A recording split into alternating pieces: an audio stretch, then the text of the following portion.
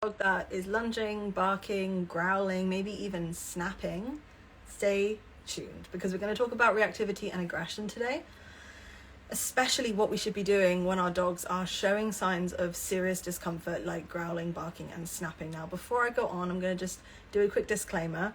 Nothing that we talk about today is going to be like actual individualized advice for anyone. It's just going to be talking from a behaviorist perspective on the topic. If you do have a dog who's showing growly, snappy, barky, lungy behaviors, speak to a trainer, a certified behavior consultant, someone who has a lot of experience. They don't even have to be in person. You can do this really well virtually, but get someone who really knows their shit, and also speak to a veterinarian because there's likely something else that we need to be addressing in the medical department. So just very quickly there, not advice, just information.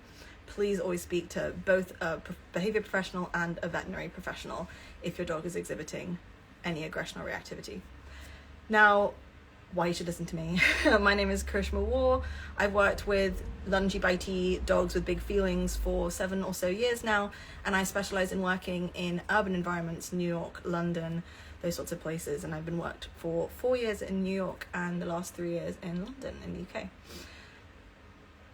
And we're going to be talking about those behaviors today. So let's start off with what we're talking about. We're talking about lungy, bitey, barky, snappy behaviors. Has anyone's dogs exhibited that? If so, I want to hear what that might look like. Some examples of what we would label as like reactivity or aggression. Maybe a dog is lunging and barking at other dogs because they're scared and under-socialized, or they've had trauma.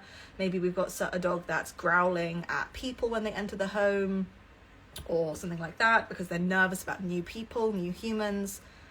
Maybe we have dogs that are like snapping, growling over resources. So if you reach for their food bowl, they're snapping or growling or barking. Basically, those are the kind of behaviors we're chatting about today, very broadly speaking. And I'm kind of jumping off a post that we did, which was talking all about reinforcing growling dogs and what we should do when our dogs are growling. And the first thing that I want everyone to think about is that what is the function of your dog's behavior? So we say WTF. What's the function? Every behavior that falls under reactivity or aggression as a label, they often have different functions, but often it's safety seeking, control seeking, comfort seeking behaviors, distance seeking behaviors that underline the kind of lungy, barky behaviors that we see. What that means is that your dogs are trying to get some distance, some safety. So let's look at some examples from the chat. I was bit by my dog guarding resources. So in this case, your dog felt such big feelings about how important it was that they maintain control over their bone, bowl, the bed, whatever, that they actually bit you. And of course, speak to a professional, but these are the sorts of behaviors that we'll be talking about. Someone's dog here, Jodie's dog, has fear aggression, so doesn't like people entering the home, or bouncy or overexcited dogs. That's really similar to my dog Hera. Lunging at people, lunging at dogs, lunging at people, lunging at dogs, and sounds, behavior to sound. So reactivity to sounds. Sometimes we'd call that reactivity, maybe not aggression, but it depends on the context. Often when dogs are reacting to noises, some of the time they're just sound sensitive, and the rest of the time they actually have big feelings about the cause of that noise. So we see some dogs who are sound sensitive and will bark at noises, but then they see the person and they're like, oh, hi friend, whoever you are. And we have other dogs who are barking at noises because there's a fear underlying about what those noises mean. Is that a person? Are they going to come in? Is it a dog? Are they going to hurt me? So yeah, definitely applies. My dog doesn't growl, he immediately snaps at people's legs. Yes, this is a great point. Now let's talk a little bit more about that, because what the function of low-level reactivity and aggressive behavior, I say that in quotation marks, the function usually is to kind of get distance, to get safety in that moment. So your dog, when there are legs moving around them sometimes, they feel big feelings and they go straight to snapping. Now, in our post recently, what we were talking about is what we should be doing when our dogs growl or bark or show those low-level signs. This is a great example. We want to acknowledge that those low-level signs are just communication in some way, right? Your dog's not being bad. your dog's not being stubborn. There's nothing ethically wrong with what your dog is doing. There are some safety risks and some welfare risks, but ethically, there's nothing going on here. So we don't need to be coming in from the perspective of we have to show them that they're wrong or something like that, because that's not actually going to lead to the end result that we want, which is reduced behavior of this sort. So first of all, acknowledging that they're expressing a need, they're expressing an underlying feeling, and that's what's driving this behavior is going to be really key. And then thinking about how do we meet that underlying need ultimately in the long run, without them having to do the lungy barky behaviors. Now, this is much more that we can discuss in today's kind of live. So what I'm going to do instead is talk a little bit more theoretically about how we should respond to these behaviors in the moment. Check our recent carousel post about this because we go into it in depth, and we're going to kind of talk through some of the slides today. So should we see if I can share some of them? Actually, it might. Oh no, it doesn't work. Regret. That's fine. So the first thing I want to be talking about, we've talked about today, is like what that behavior means. Do we want to be stopping them from telling us when they feel uncomfortable? Is the question that I'm usually asking folks who want to correct that behavior. And it's easy to just go, oh, stop it. Shh, no, don't do that. And I've actually done that to my dog myself. Usually it comes from like my fear. Like I see him growling and then I go, stop, don't do that. Don't do that. I want to like push it down. I'm like, no, put it down. I don't want to see that. It's really normal to have that reflexive response, especially if your big feelings as a kid had been stifled in any way, or if you feel uncomfortable with your big feelings. It's really easy for us to just go stop. But actually those growls, those barks are an indication that there is a fire somewhere. That fire is how they feel, right? And the fire's getting bigger. When they're barking and growling, it's kind of like smoke. The smoke detector's going off, going, hey, there's something going on here. You need to do something or the house is going to burn down. Well, that's how I think of these low-level signs of aggression. I think of them as smoke in the smoke, as the batteries in the smoke alarm. So having them feel safe enough to express these feelings is actually a big part of our treatment plan. We want to see their bad behaviors. I know that sounds so weird, and I say bad behaviors. There's no such thing as bad behaviors, but to us they seem bad.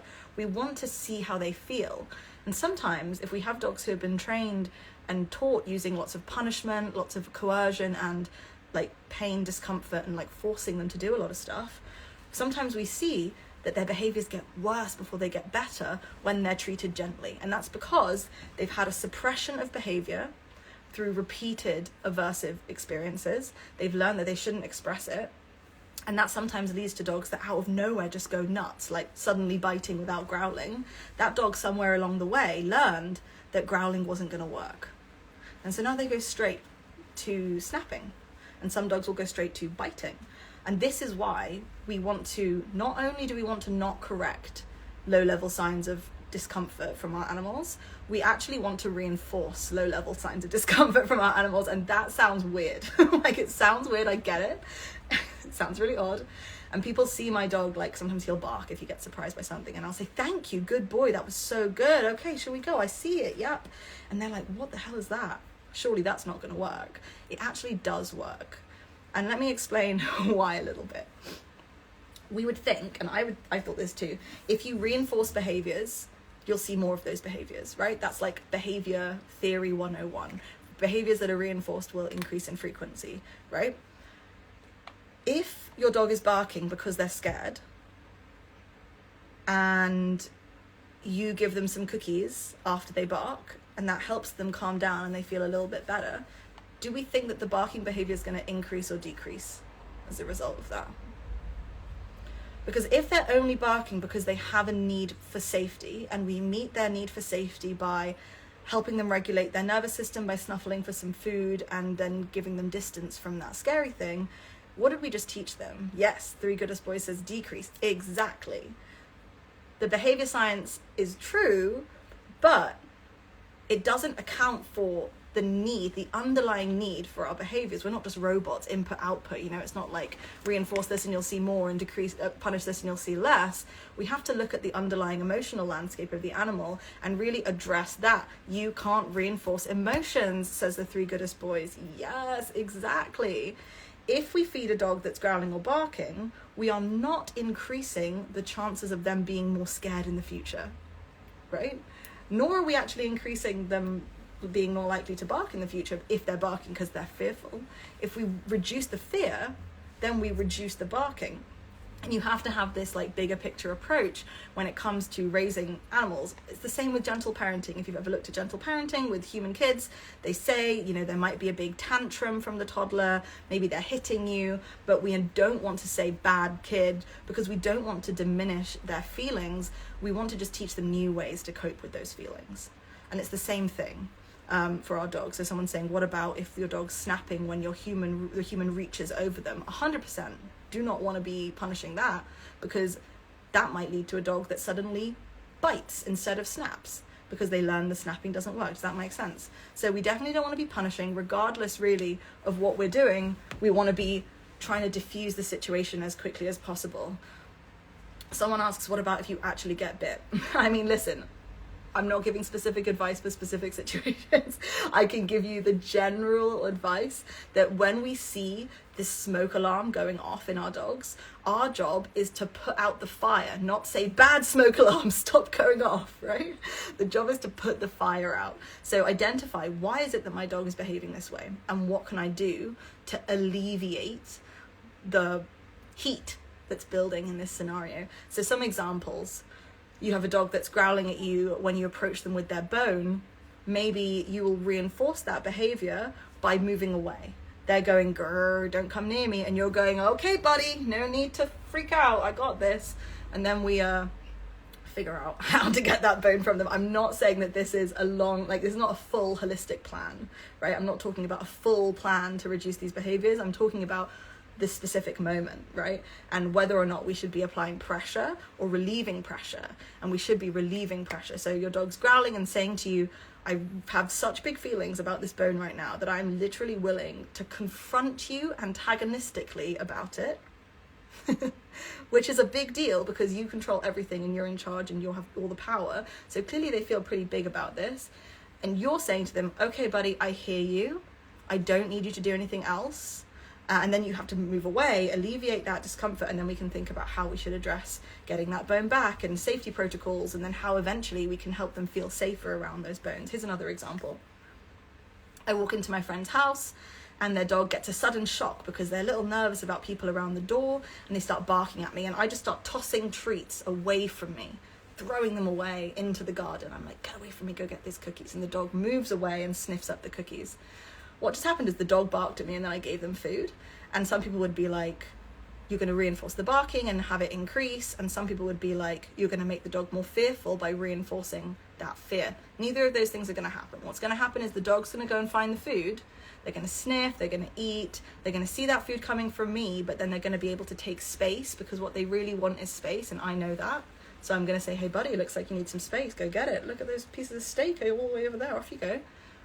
They're going to feel better, they're going to build good associations with me, and then likely that barking behavior is going to reduce significantly over time. So technically we can reinforce low-level signs of fear and aggression and reactivity and actually see that those behaviors reduce in the long run because we're really looking to the root of it, addressing an underlying need for safety, for distance, for space, for whatever it is, or for just a coping mechanism at that moment. And that's really what our last carousel post went into a lot of detail about. And I just wanted to kind of take any questions that we might have about this from folks, and see how everyone feels about this general topic. Oh, got some folks asking some good questions and some really good comments here about what we're talking about. The dog is reacting based off their emotions, 100%. So we often need to, the treatment plan, the healing plan needs to address those emotions. And I think lots of people go wrong when they try to train these things away by teaching a heel, or teaching the dog to look at them, or teaching behaviors like a place cue. And they might be tools. There might be tools that you use along the way, but those are not the only tools. And I think often there's too much of an emphasis placed on behavior and not enough emphasis placed on emotions and their emotional landscape, and shifting to that emotional landscape can be really, really helpful. Someone's asking, how do we give my dog space in a busy urban environment? Great question. Now, if you're looking for a deeper dive into strategies for managing their emotions, I would look at our webinar library and look for the Managing Reactivity webinar. Managing Reactivity webinar in our webinar library. You can click through the link in our bio. It's completely free, and it goes into loads of strategies in the home and out of the home about how we can avoid getting into these situations with our dogs to begin with. The main thing that I wanted to really kind of express and state today is this idea that sometimes the solution is actually a little bit more complicated than it looks, and it's not always about just training a new behavior, and it's not always about reinforcing and decreasing behaviors. Sometimes it's about those emotions underneath. Boy, I love your content, and I wish you trained in the States. Oh, thank you, my love. Well, speaking of that, the dog training industry is totally unregulated, meaning that most people who train who offer these services are not as educated as you want them to be. Now, that might be okay if you've got a new puppy, or if you're just working on a recall, but if you're working with aggression, reactivity, complex behaviors with complex emotional underpinnings, you need to work with someone who really knows their shit. And we really know our shit, and we work 100% virtually. Everything that we do is virtual. We don't offer any in-person services because we don't need to. We find that working in person with dogs that struggle with these big feelings can actually be really overwhelming for them and slow down progress in the long run. Additionally, who's the person that really needs to gain this, or who is it that really needs to gain the skills? It's you, the human. You need to learn how to set up your dog's daily schedule, weekly schedule, to facilitate healing over time, to meet those underlying needs and create a sense of safety consistently so that your dogs don't feel the need to lash out with these big behaviors. If you need help, I'm going to recommend that you DM us and you give us just a little bit of information about your dog and the situation, so we can help you tell you where you should be going. But usually we work with these behaviors in two different contexts. We work in private coaching, which is one-on-one coaching with one of our reactivity or aggression specialists, weekly check-ins, and then a trainer in your pocket service where you can text us, send us videos, etc. throughout the week, so that we can help you day to day and minute to minute. We're more like personal trainers or coaches than we are the traditional dog trainer that might just come into your house and train your dog for you, and then all the progress goes out the window the minute they leave. We're actually really thinking about you, like the human part of the equation, the human end of the leash, and how we can give you the skills you need to see progress over months and years. So private coaching is a really good option for your dogs. And someone's in the comments saying, does anyone feel like they're never doing enough for their dog?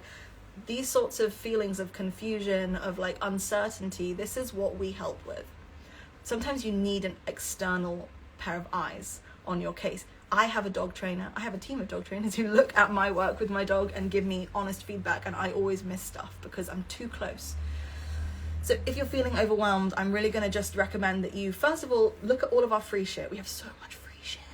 Go to our webinar library, watch everything, binge all our content, learn as much as you can, and then invest in your skills so that you can level up the way that you're raising your dog, so that they can make the progress that you want them to see in the long run. And if anyone has any questions, feel free to DM me. I'll just voice note you a quick answer.